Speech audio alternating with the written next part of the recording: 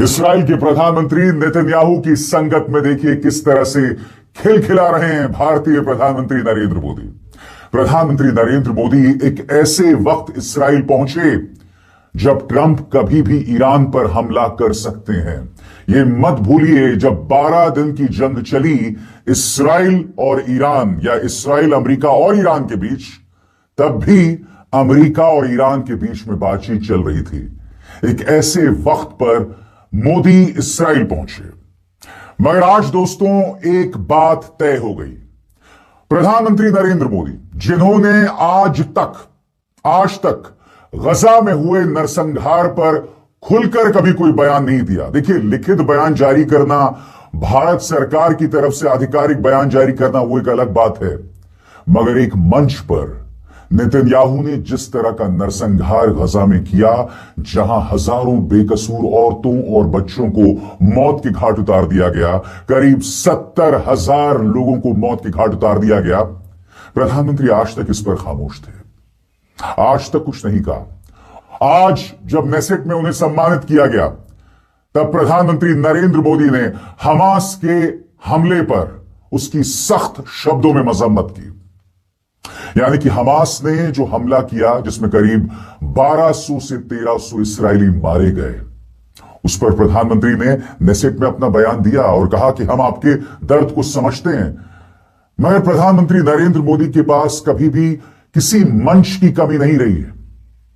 वो चाहते तो इंटरव्यू में बोल सकते थे, वो चाहते तो किसी भी विदेशी मंच पर यह बात कह सकते थे, वो चाहते तो नेसेट में भी कह सकते थे, क्योंकि आपने अपने इस भाषण में कहा कि नागरिकों को मारे जाने को जायज नहीं ठहराया जा सकता, नागरिकों के कत्ल को जायज नहीं ठहराया जा सकता।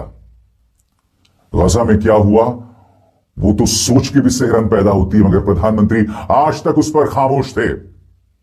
सुनिए नेसेट में उन्होंने क्या कहा हमास के ऊपर, मगर गजा पर चुप्पी। सुना जाए। I had the good fortune to be the first Prime Minister of India to visit Israel. And I'm very happy to be here again, returning to a land to which I've always felt drawn. After all, I was born on the same day that India formally recognized Israel, September 17, 1950.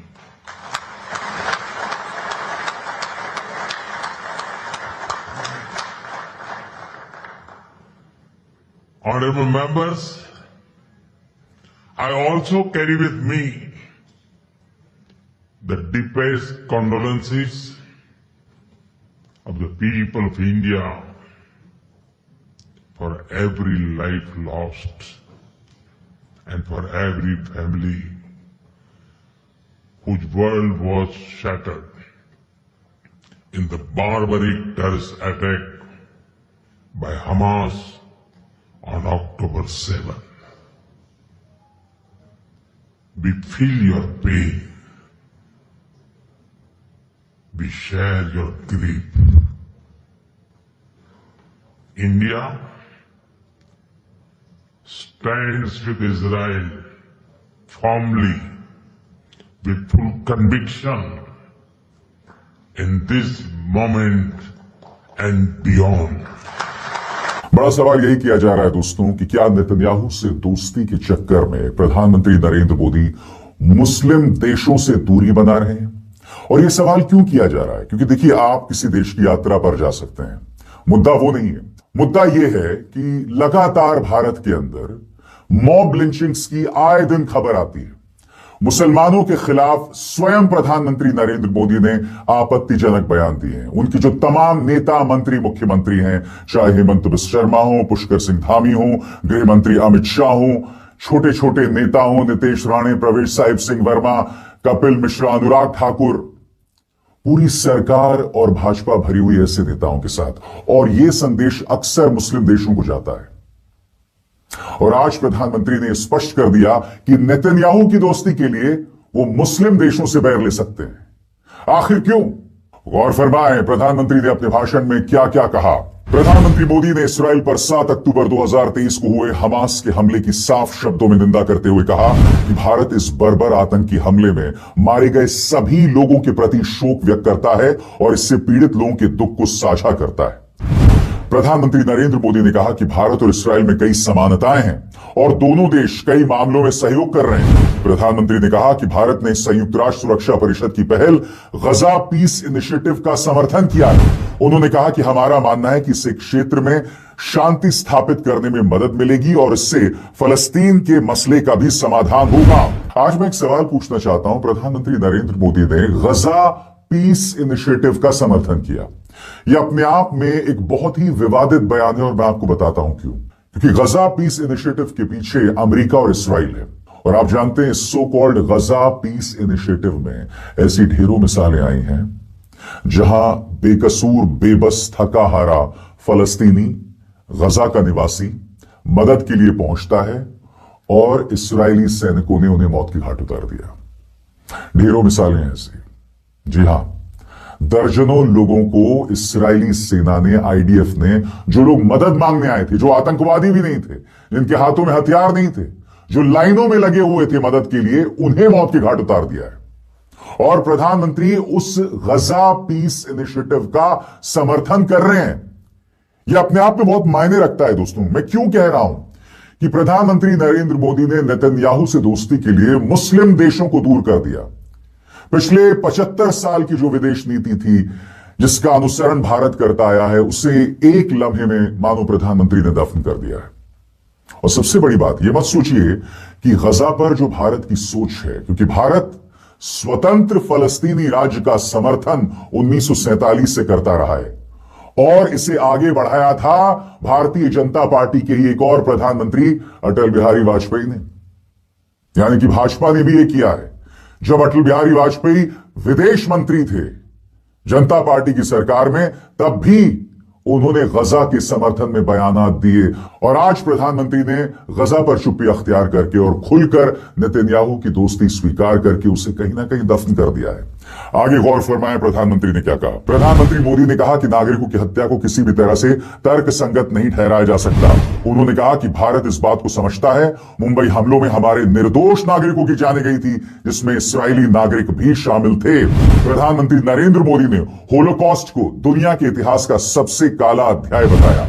आप में से Holocaust के बारे में जो लोग नहीं जानते, मैं बता दूं, ये वो दौर था जब हिटलर ने लाखों की तादाद में यहूदियों को कॉन्सेंट्रेशन कैंप्स में मौत की घाट उतार दिया। लगभग यही काम कॉन्सेंट्रेशन कैंप्स में ना सही, नेतन्याहू ने गजा में किया था, जब औरतों और बच्चों को मारा जा रहा था।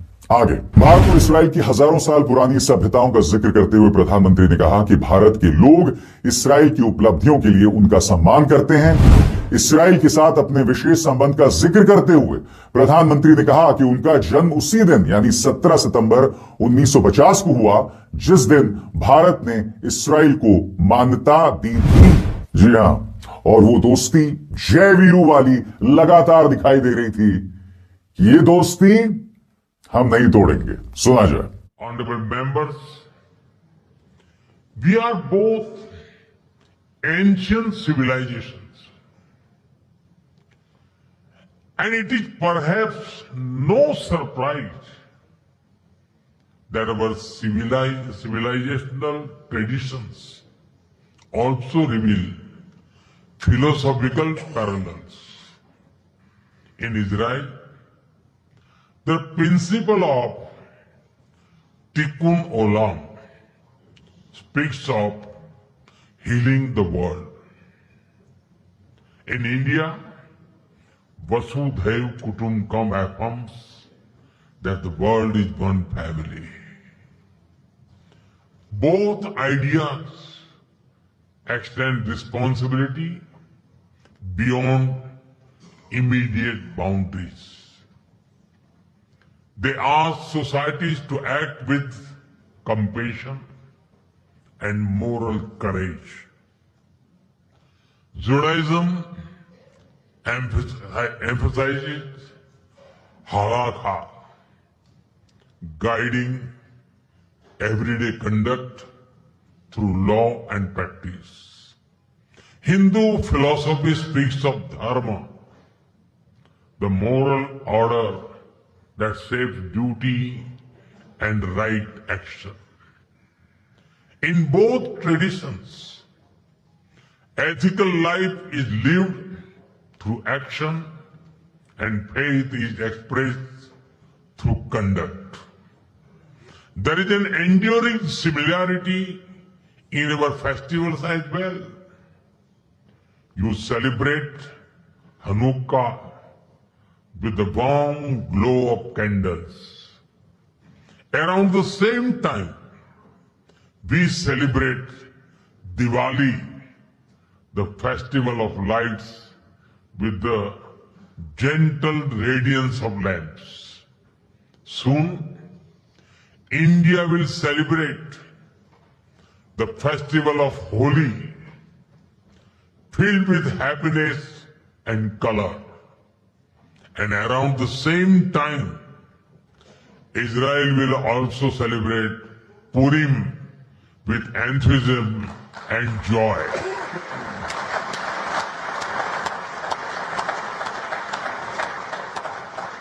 Honorable members, our shared ideals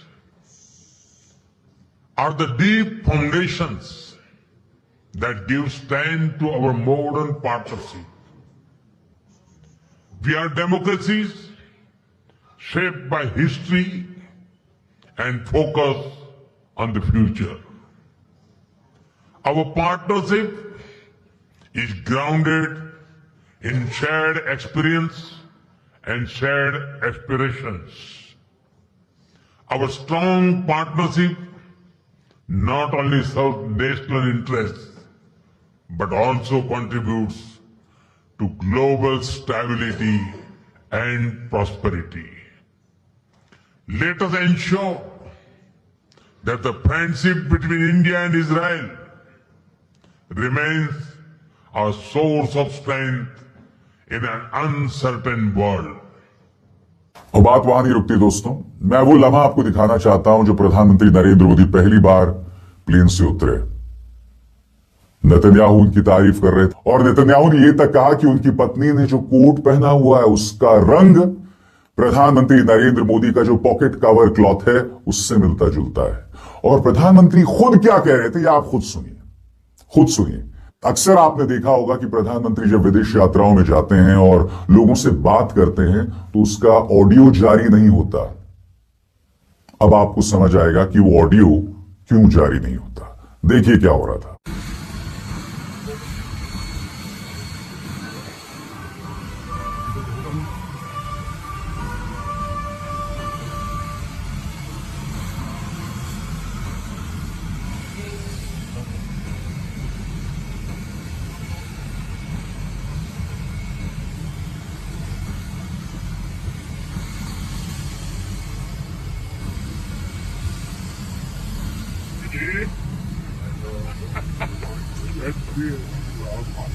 Good to see you. Obviously back. Move right over here. This is good.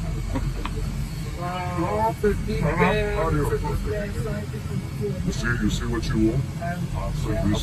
Look at the camera. Thank you. And I miss you. What is down there? So, wonderful country. Wonderful I dinner. cannot, I know. It's because of you. It was wonderful to stay. And welcome, my friend. तो प्रधानमंत्री नरेंद्र मोदी इस्राएली प्रधानमंत्री Netanyahu की संगत में खिलखिलाते हुए, हंसते हुए, मगर आज ये निर्णायक मोड़ है भारत की विदेश नीति में। और यकीनन एक ऐसे प्रधानमंत्री जो गजा के नरसंहार पर मुख्यतः शांत रहे हैं, जब वो हमास के हमले पर बोल सकते हैं तो गजा पर उनकी चुप्पी वाकई हैरत में डालने वाली है। अभिसार शर्मा को दीजिए इजाजत। नमस्कार।